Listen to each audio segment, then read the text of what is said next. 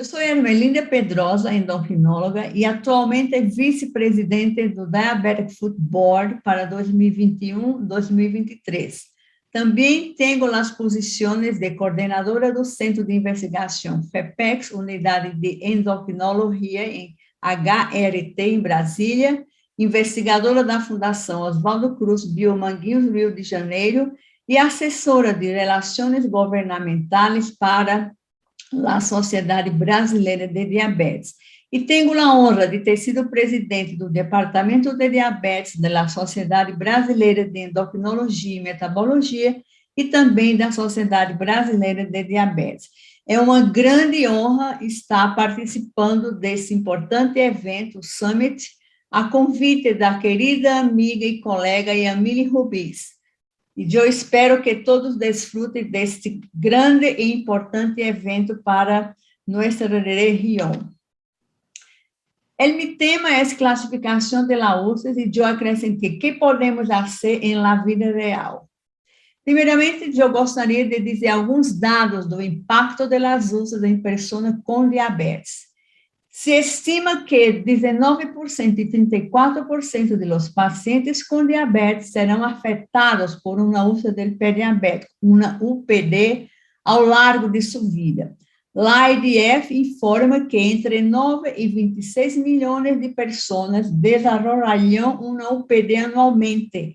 Isto significa um histórico global de 3,1% a 11,8%, o que equivale a 12 a 49 milhões de pessoas. Importante também dizer que o estudo Eurodial, realizado em Europa, mostrou que 77% das UPD curam em um ano. Isso, infelizmente, representa um alto custo e um alto impacto socioeconômico, porque há toda uma evolução, desde a base necrótica até o desbridamento e a curação completa. Por que, então, classificar as úlceras? Os cenários clínicos presentes com maior frequência ao classificar as UPD ativas são comunicação entre os profissionais da saúde sobre a UPD, o prognóstico individual dos resultados de uma úlcera nos pés para guiar decisões clínicas, principalmente quando há uma UPD com infecção, a avaliação de benefícios de la revascularização em uma úlcera com enfermidade arterial periférica e, claro, também auditoria local, regional, nacional e comparação entre as instituições. Neste diapositivo, ustedes podem ver vários tipos de úlcera de pé diabético, a grande maioria são neuroisquêmicas, um câmbio que está ocorrendo em toda a Latinoamérica, que antes havia somente a infecção como a causa principal das amputações, pero hoje já se vê o componente de isquemia associada à neuropatia e infecção. Portanto, os revisores da classificação das úlceras de pé diabético do Grupo Internacional de Trabalho sobre Pé Diabético, em estudos clínicos de coortes, verificaram 8 fatores que se associaram à não curação, amputação e morte. São eles o estágio final da enfermidade renal, a enfermidade arterial periférica, a perda da sensibilidade protetora, área, profundidade, localização, se é uma ou múltiplas úlceras e infecção.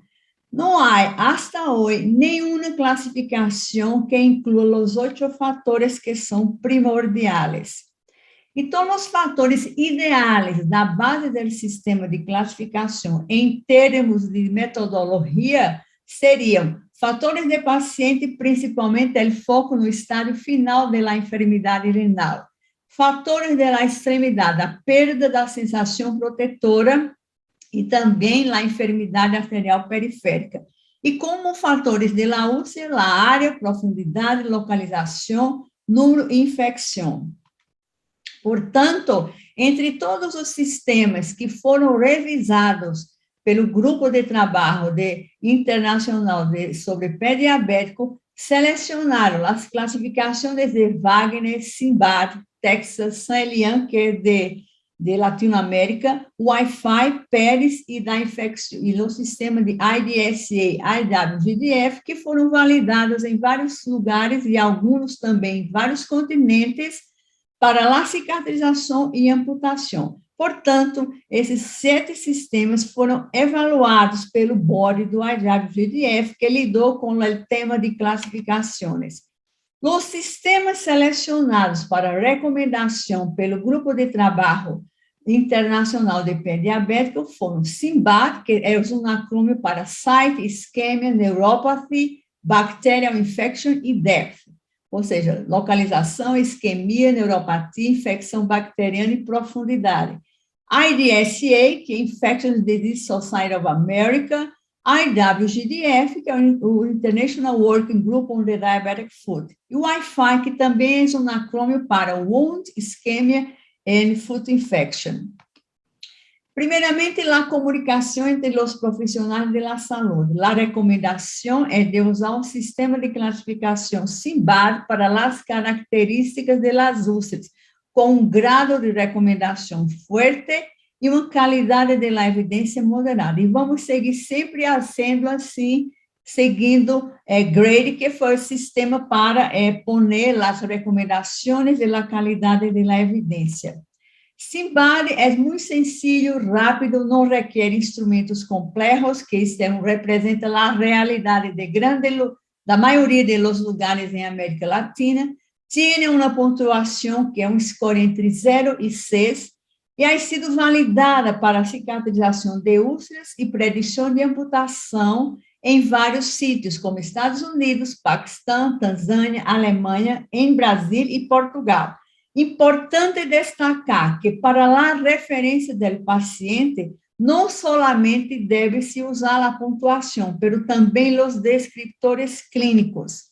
Este é a pantalla que representa o SIMBAD, e você vê que sempre há duas escorras a ser, com 1.0 e 1.1. Por exemplo, se a neuropatia, a sensação protetora está preservada, pontuação 0. Se há perda da sensação protetora, a pontuação é 1. Portanto, o score 1 sempre representa o agravo que há para destacar a gravidade da úlcera. Este é um exemplo tipo de uma úlcera seguindo o sistema SIMBAD, e você pode ver que para antepé 0 ponto, não há isquemia 0 ponto, há perda da sensação protetora 1 ponto, há infecção 1 ponto, e a úlcera tem uma extremidade maior, que é 1 centímetro, outro ponto. Então, é o ponto total, porque profundidade é 0, é de 3, significando que tem um bom prognóstico. Para o prognóstico individual de resultados de uma úlcera nos pés, a recomendação é que não utilize nenhum dos sistemas de classificação ou pontuação. Uma recomendação forte, embora com uma qualidade baixa. Para guiar decisões clínicas, por exemplo, um paciente com uma UPD e infecção, que é algo presente em 58% dos casos, utilize a classificação de infecção IDSA, IWGDF, para guiar o manejo da infecção, com uma recomendação débil, pero com uma qualidade moderada em termos de evidência. Os sistemas de classificação para decisão clínica com infecção seguem principalmente a revisão sistemática do IWGDF. Então, essa classificação conjunta de IDSA e IWGDF representa um forte preditor de la necessidade de hospitalização e uso de antibiótico terapia intravenosa. Também há sido validados para determinar o risco de amputação maior e menor. Este é a pantalla que podemos ver de la classificação baseada nos sistemas de IDSA e IWGDF. Uma gravidade da infecção e o grado que se representa na parte que cabe ao IWGDF. Então, por exemplo, se temos infecção exatamente como o grado 1, principalmente com eritema acima de 2 centímetros, representa uma infecção com gravidade moderada e um grado 3. É importante dizer que a grande questão é analisar se o paciente tem uma gravidade moderada ou grado 3, ou se tem uma gravidade grave ou um grado 4, porque claro que aqui vamos haver a necessidade de internação e, consequentemente, os pacientes que têm uma toxicidade sistêmica ou uma inestabilidade metabólica têm muito mais risco de evoluir de forma severa, de forma grave e talvez até risco de morte. Para a avaliação de benefício da revascularização em uma úlcera com enfermidade arterial periférica, a recomendação é de usar o Wi-Fi para as decisões em la avaliação de la perfusão e la probabilidade de benefício de la revascularização. Como eu disse antes, Wi-Fi representa um acrônimo de Wound Ischemia and Foot Infection, e lá a recomendação é débil, pero com uma qualidade moderada em termos de evidência. Esta é a parte que se refere à úlcera propriamente dita e a avaliação segundo gravidade e extensão de gangrena. Por exemplo, grado de úlcera 0 e 1 são úlceras que não têm gangrena, ou então são úlceras de pouca profundidade que se situam na perna distal ou na perna. Não há exposição óssea e lá a descrição clínica é de uma leve destruição de tecido. Ao contrário, o grado 2 é uma úlcera mais profunda, a exposição óssea ou de articulação ou tendão, pero geralmente não afeta o talão. A úlcera é pouco profunda e não tem afetação do calcâneo. Então, a gangrena acá é limitada aos dedos. Claro que a grado 3 é a mais grave, pois a gangrena é extensa no antepé e médio pé, pode haver também gangrena em talão e afetação de calcâneo.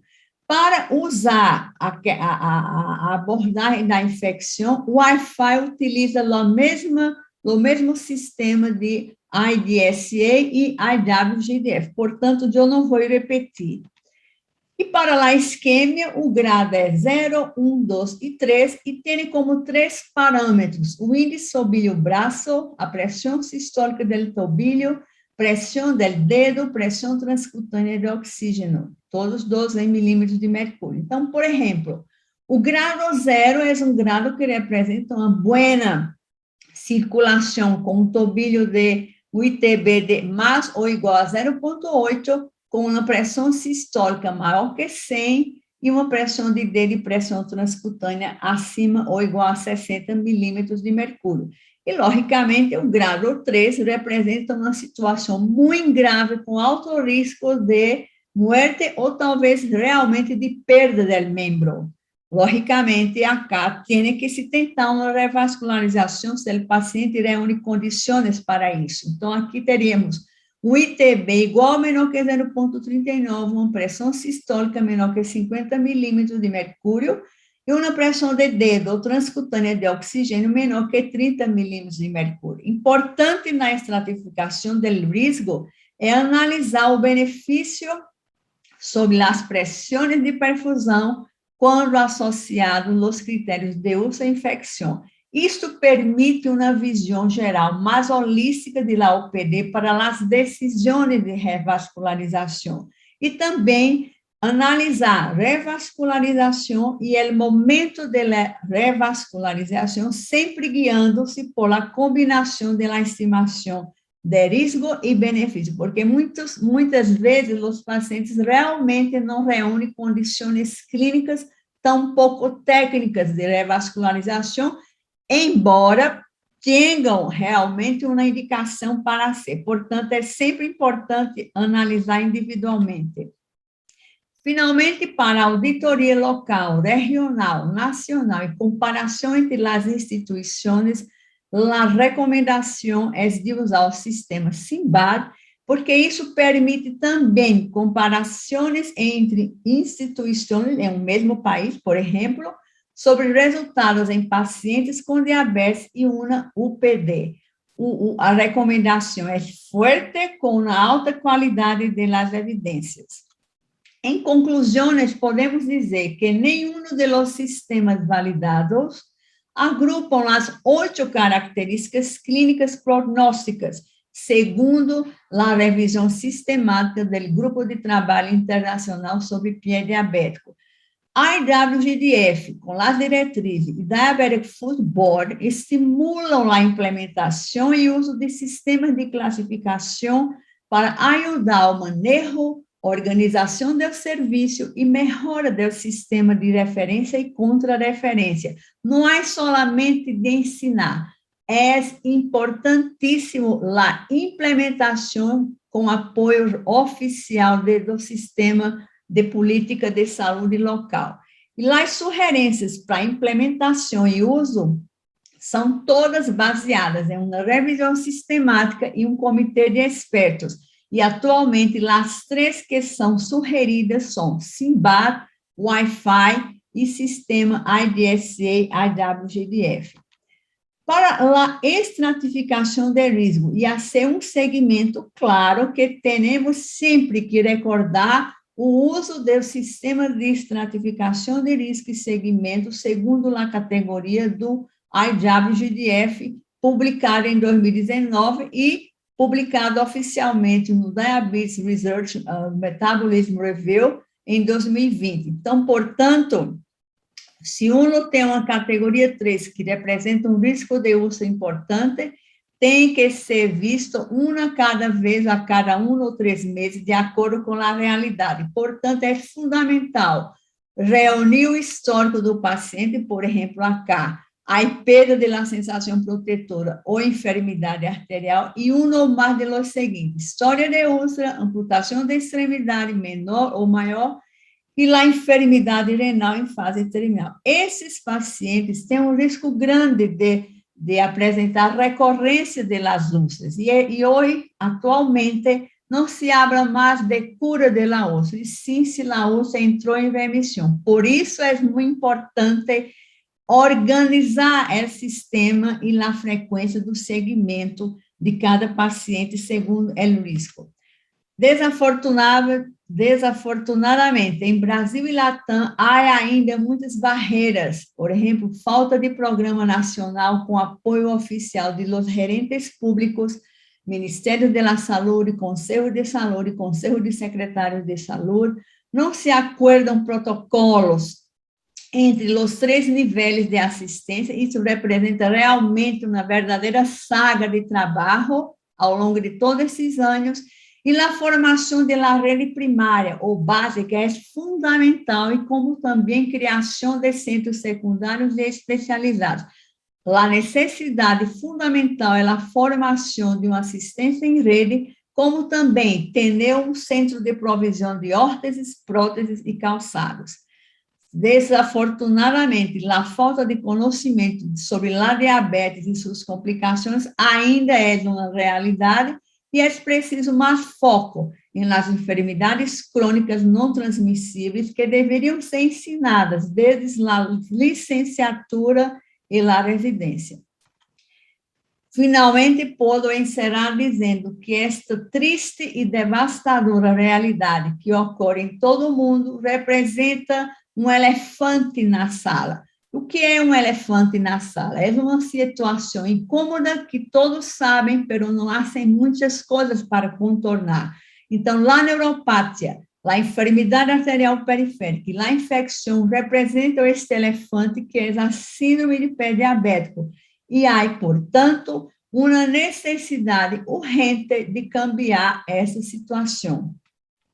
Eu agradeço a atenção de vocês. Muito obrigada, graças, e invito a todos para, depois da pandemia, visitar nossa bela e moderna capital do Brasil, Brasília. Muitas graças.